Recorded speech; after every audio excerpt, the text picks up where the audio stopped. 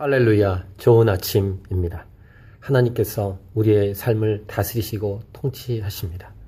우리의 삶을 하나님은 아름답게 가꾸어 가십니다. 우리 주님은 겸손하셔서 십자가에 지셨고 우리를 살리시는 놀라운 사랑을 우리에게 베풀어 주셨습니다. 오늘도 이 하루 살아갈 때 이 놀라운 겸손하신 왕, 사랑의 왕 예수님을 닮아가는 저와 여러분의 인생이 되기를 원합니다. 오늘은 2015년 4월 29일 수요일입니다. 오늘 우리에게 주시는 말씀은 열왕기상 12장 12절에서 20절. 굴림하고자 하면 사람을 잃습니다. 이제 계속 이어져서 르호보암 왕이 백성들에게 3일 만에 오라고 이렇게 얘기했고, 여로보암과 모든 백성이 르호보암에게 3일 만에 나옵니다. 르호보암은 그 백성들의 그 요청에 대해서 어떻게 대답을 했을까요? 어제 말씀 묵상한 것처럼 그는 노인들의 말을 버리고 함께 자기와 자라는 소년들의 말을 들었습니다. 즉, 더 포악하게, 더 세게 백성들을 다스리겠다는 의지를 갖고 사람들에게 13절 보면 코악한 말로 백성에게 대답했다라고 기록됐고, 노인의 자문을 버렸다.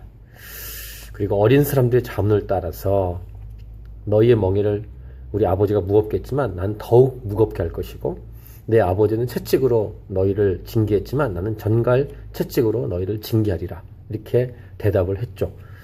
이때 오늘 본문의 15절, 아주 중요한 핵심 본문인데요. 왕이 이같이 백성의 말을 듣지 아니하였으니 이 일은 여호와께로 말미암아 난 것이라. 여호와께서 전에 실로 사람 아이야로 느밧의 아들 여로보암에게 하신 말씀을 이루게 하심이더라. 이 말씀 보면 이렇게 생각할 수 있습니다. 마치 로봇처럼 하나님께서 명령한 대로 운명은 결정되어 있다. 이렇게 생각하기가 쉽습니다. 물론 하나님 말씀 반드시 이루어집니다. 그런데 중요한 것은 르호보암의 태도죠. 어제 나눈 것처럼 그는 먼저 하나님께 묻지 않았습니다. 그것부터가 잘못 끼어진 거예요. 그리고 그는 겸손하지 않고 더 포악하고 교만한 마음으로 백성들을 다루겠다는 그런 높아진 마음을 갖고 있었습니다. 그 마음을 버리지 않는 한 르호보암은 하나님의 손에 쓰임받을 수가 없는 것이죠. 이런 생각을 하면서 오늘 말씀을 본다면 이런 것입니다.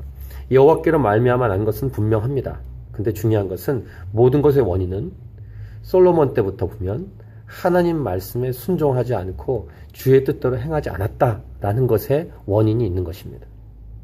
즉, 하나님은 어떤 사람이든지 쓸 수 있는데 특별히 하나님 말씀에 순종하는 사람을 통해서 일하신다는 것이죠. 그래서 르호보암은 쓰임받을 수 없는 것이고, 그 다음 이런 모든 일들은 여로보암에게 하셨던 하나님의 말씀으로 말미암아 난 것이다 라고 오늘 성경은 기록합니다. 오늘 제목, 굴림하고자 하면 사람을 잃습니다. 이런 것이죠. 나는 하나님의 뜻대로 살겠다. 순종하면 하나님이 여러분을 통해서 일하실 것입니다.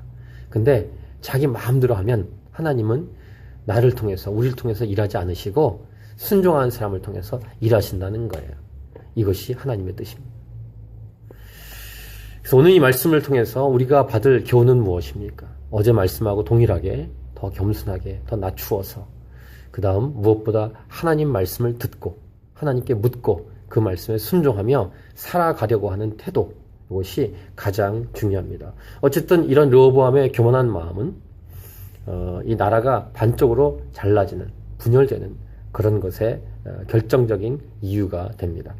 이스라엘 백성들이 너희의 장막으로 돌아가라.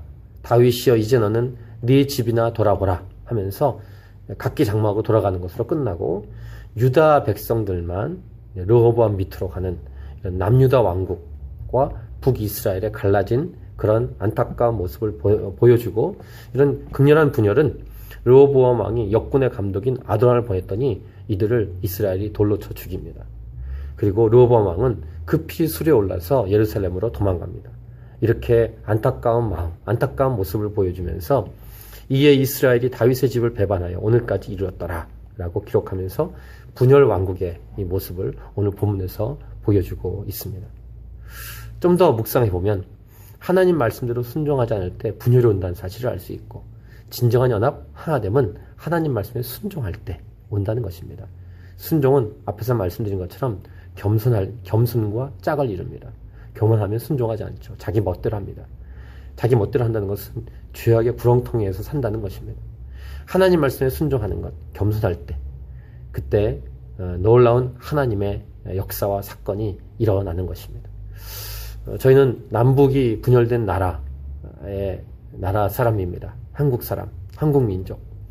더욱더 이 북한과 남한이 주의 말씀에 순종하는 백성들로 가득 차기를 기도하고, 또 이렇게 이민사회 안에, 이민교회 안에 어려움과 분열이 있을 때 더욱더 주의 말씀 앞에 순종하는 그런 아름다운 모습으로 연합하여 주께 영광 올려드리기 간절히 원합니다.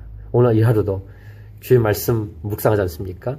이 생명의 삶으로 주의 말씀 묵상할 때 이 말씀에 있는 그대로 순종하고, 그래서 하나님이 저와 여러분을 통해서 아름다운 역사를 이루어 나가기를 간절히 소원하십시다. 오늘도 주의 말씀의 뜻대로 순종하는 저와 여러분의 삶을 통해 하나님의 역사가 일어나기를 원합니다. 할렐루야. 그렇게 될 것입니다.